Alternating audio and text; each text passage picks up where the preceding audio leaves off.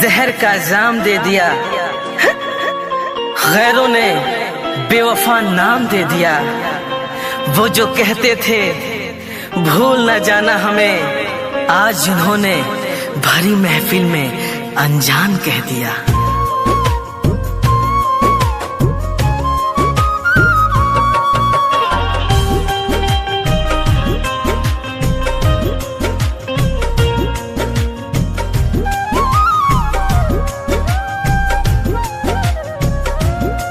तोहरा शादी के कवानो सगुन भेज दी, तोहरा शादी के कवानो सगुन भेज दी। मेहंदी काम पहरता था कह खून भेज दी, मेहंदी काम पहरता था कह खून भेज दी। तोहरा शादी के कवानो सगुन भेज दी, तोहरा शादी के कवनो सगुन भेज दी। मेहंदी काम पहरता था कह खून भेज दी, मेहंदी काम पहरता था कह खून भेज दी।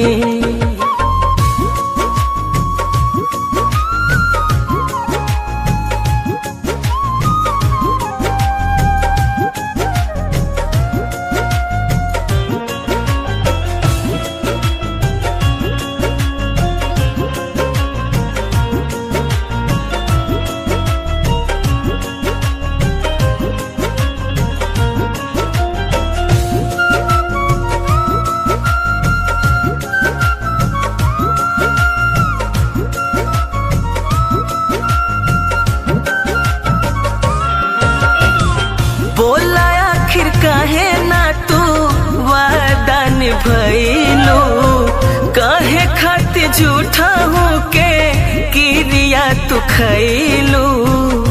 दिल का दर्द छुपाना कितना मुश्किल है, गम में मुस्कुराना कितना मुश्किल है। अरे दिल का दर्द छुपाना कितना मुश्किल है, गम में मुस्कुराना कितना मुश्किल है। दूर तक जब चलो किसी के साथ, फिर तन्हा लौट के आना कितना मुश्किल है। बोला आखिर काहे ना तू वादा निभैलू, काहे खातिर झूठा हूँ के किरिया तू खैलू। दिल के जख्म पदारे खातिर नून भेज दी, दिल के जख्म पदारे खातिर नून भेज दी। मेहंदी काम पहरता था कह खून भेज दी, मेहंदी काम पहरता था कह खून भेज दी।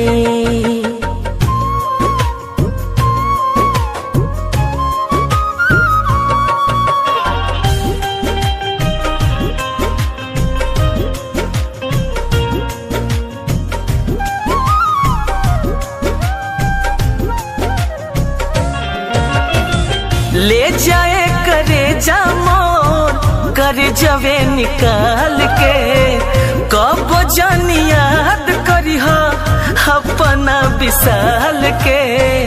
टूटा हो दिल तो दुख होता है, करके मोहब्बत किसी से ये दिल रोता है। अरे टूटा हो दिल तो दुख होता है, करके मोहब्बत किसी से ये दिल रोता है। दर्द का एहसास तो तब होता है जब किसी से मोहब्बत हो और उसके दिल में कोई और होता है।